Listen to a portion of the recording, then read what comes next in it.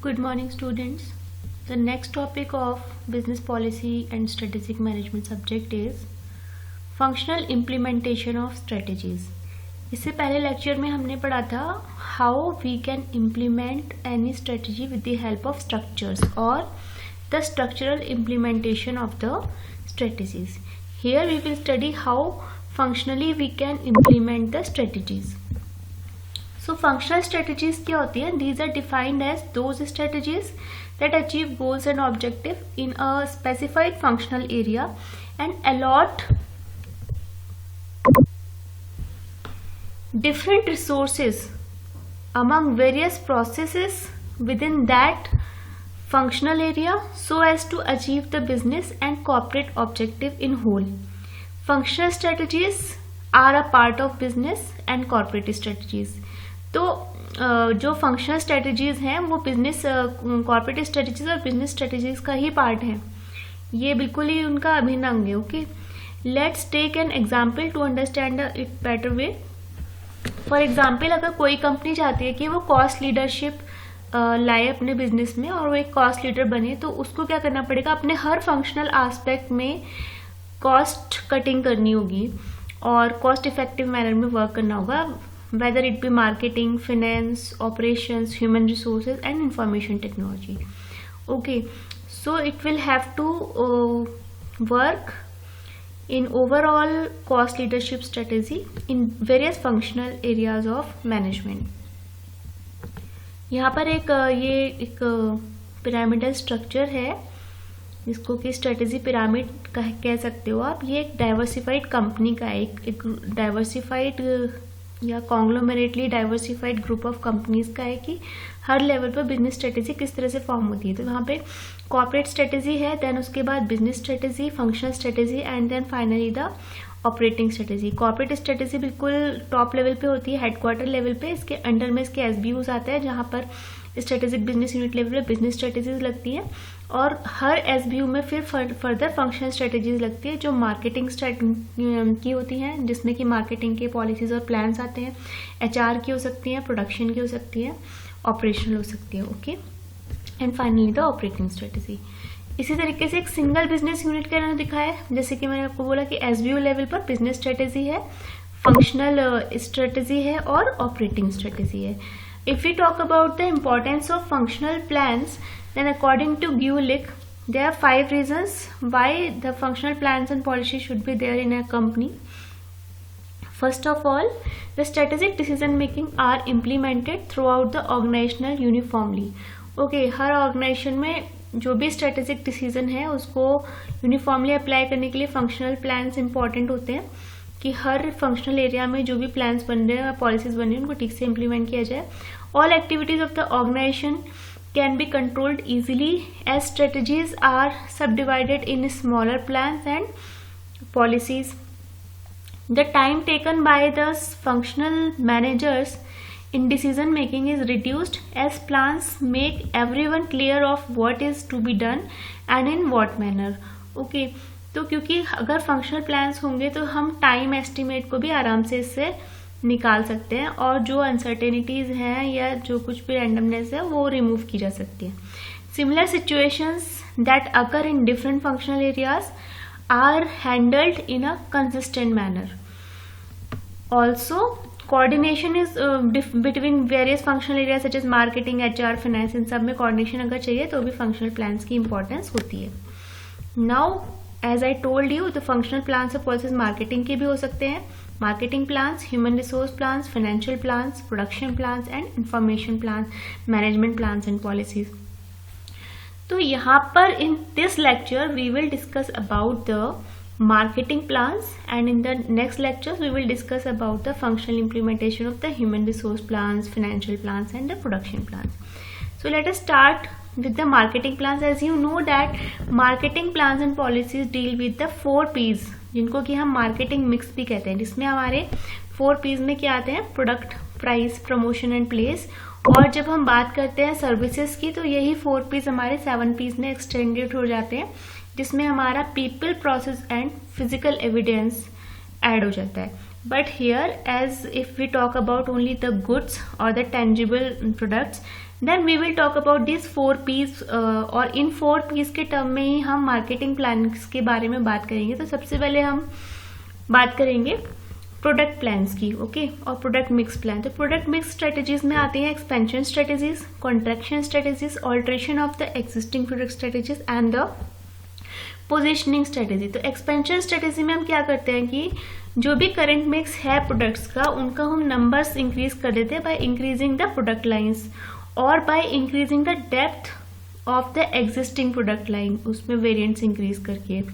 Then दूसरी होती है कॉन्ट्रैक्शन स्ट्रेटेजी। इसमें हम क्या करते हैं कि जो लो प्रॉफिट प्रोडक्ट्स होते हैं उनको रिमूव कर देते हैं, उनको बहुत कम कर देते हैं, उसकी सेल नैरो कर देते हैं, प्रोडक्ट मिक्स में से लगभग हटा देते हैं।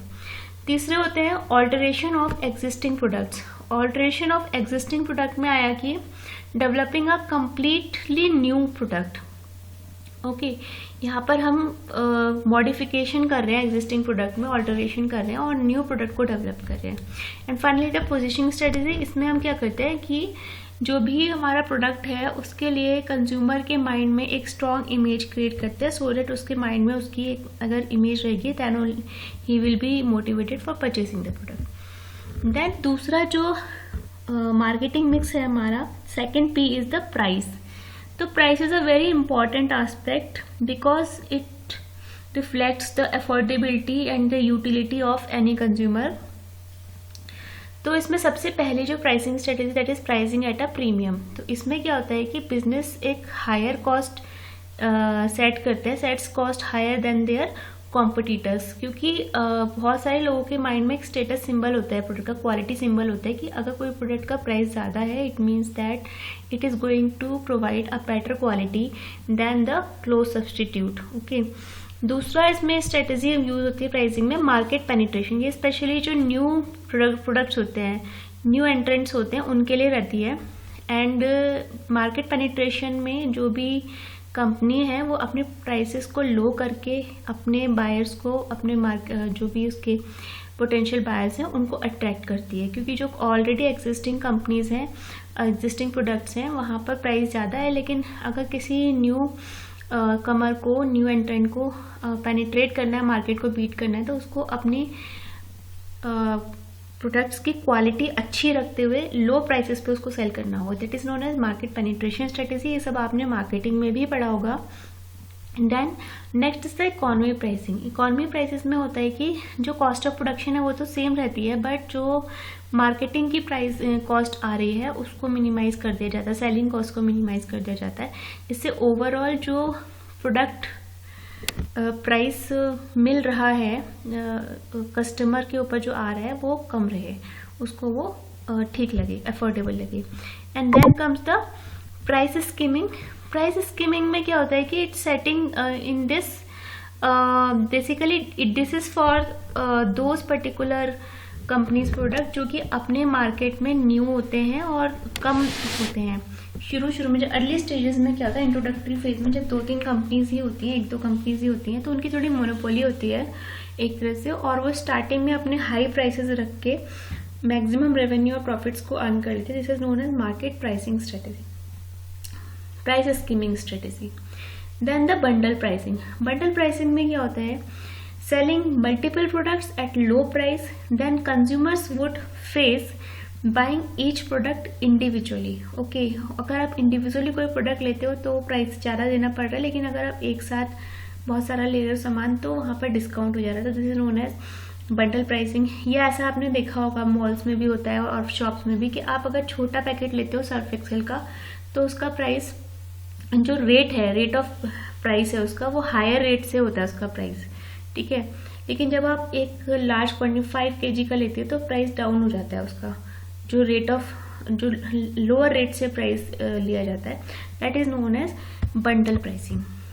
देन द नेक्स्ट स्ट्रेटेजी और द नेक्स्ट मार्केटिंग प्लान और policy is it is related to the third P of, that is place, और place is related to distribution of the goods through different channels. So आपने पढ़े होंगे channels of distribution, इसमें आपने पढ़ा होगा direct channel. Direct channel में क्या था, जब हम डायरेक्टली प्रोडक्ट को एंड कंज्यूमर्स तक पहुंचाते हैं। इनडायरेक्ट डिस्ट्रीब्यूशन में होता है कि जब कोई प्रोडक्ट कंज्यूमर के पास न्यूमरस चैनल से, अलग अलग चैनल से, वेरियस चैनल से पहुंच जाता है, that is known as indirect distribution. Then intensive distribution में क्या होता है, it covers as much of the market as it can, जैसे कि FMCG के केस में होता है या ड्यूरेबल प्रोडक्ट के केस में होता है। ज़्यादातर ये मास मार्केटिंग कॉन्सेप्ट होता है, इसमें मैक्सिमम जितना मार्केट कवर, क्योंकि जो इसमें मार्केट सेगमेंटेशन के चांसेस होते हैं वो कम होते हैं। ये FMCG प्रोडक्ट्स होते हैं, डेली उसके प्रोडक्ट्स या कुछ इस तरीके के कंज्यूमर ड्यूरेबल्स है जो हर सेगमेंट का, हर डेमोग्राफिक, हर इनकम सेगमेंट का पर्सन लगभग यूज़ कर रहा है, हर जेंडर का पर्सन यूज़ कर रहा है। तो इसके लिए इंटेंसिव डिस्ट्रीब्यूशन स्ट्रेटेजी यूज होती है। Then comes the selective distribution. These brands are limited outlets only. ये बेसिकली उन ब्रांड्स में होता है जिनके लिमिटेड आउटलेट्स होते हैं। जैसे अगर आप बात करो क्लॉथिंग के उसमें, तो ज़ारा इज़ अ ब्रांड, तो ये सेलेक्टिव डिस्ट्रीब्यूशन स्ट्रेटेजी यूज़ करता है। अरमानी, ठीक है, डिकैथलॉन का स्टोर है, तो यहाँ पे लिमिटेड आउटलेट्स होते हैं इनके, और इनके प्रोडक्ट्स भी जो होते हैं वो सेलेक्टिव होते हैं, दो या चार ही पीस होते हैं, बहुत ज़्यादा नहीं होते, ठीक है। Then exclusive distribution. Exclusive distribution होता है if a company wants to give big region for one single distributor, एक ही डिस्ट्रीब्यूटर को बहुत बड़ा रीजन अगर वो दे दे, and this is known as exclusive distribution strategy. इसका एग्जाम्पल है Lamborghini car, okay. Then promotion strategy. Promotion strategy दो प्रकार की होती है, एक होती है पुश स्ट्रेटेजी और दूसरी होती है पुल स्ट्रेटेजी। पुश स्ट्रेटेजी में क्या होता है, जब हम कस्टमर को डायरेक्टली प्रोडक्ट तक पहुंचा रहे हैं तो उसको कह रहे हैं हम push strategy. It involves taking the product directly to the customer, okay. Product जो है कस्टमर के पास पहुंचाए, जैसे कि हम कह सकते हैं पर्सनल सेलिंग या डायरेक्ट सेलिंग जो है ये पुश स्ट्रेटेजीज है। जब हम कस्टमर को कह रहे हैं कि आप परचेस करिए प्रोडक्ट को, उसको जो है इस चीज़ के लिए पुश कर रहे हैं। दूसरी होती है पुल स्ट्रेटेजी। पुल स्ट्रेटेजी में हम डायरेक्टली नहीं कर रहे हैं काम, हम एडवर्टीजमेंट के थ्रू, सेल्स प्रमोशंस के थ्रू, पब्लिसिटी के थ्रू कस्टमर को मोटिवेट कर रहे हैं to seek out the brand, okay. तो these are about the 4P strategies or the marketing plans and policies or the marketing strategies as a functional strategy, जिनको कि हम implement करते हैं ओवरऑल बिजनेस स्ट्रेटेजीज की तरह से। तो ये हमने इसमें पढ़ा आज के लेक्चर में, the functional implementation of strategy, जिसमें हमने बेसिकली मार्केटिंग प्लान्स और पॉलिसीज के बारे में पढ़ा in terms of the 4Ps, product strategies, pricing strategy, promotion strategy and the place और the distribution strategy. Next lecture में हम ह्यूमन रिसोर्स मैनेजमेंट स्ट्रेटेजीज पढ़ेंगे, ऑपरेशन स्ट्रेटेजीज और द प्रोडक्शन स्ट्रेटेजीज पढ़ेंगे, फाइनेंशियल प्लान्स पढ़ेंगे, ठीक है, फाइनेंशियल स्ट्रेटेजीज पढ़ेंगे। ये सब कुछ हम नेक्स्ट लेक्चर में डिस्कस करेंगे। Okay, that's it for today's lectures guys, thank you.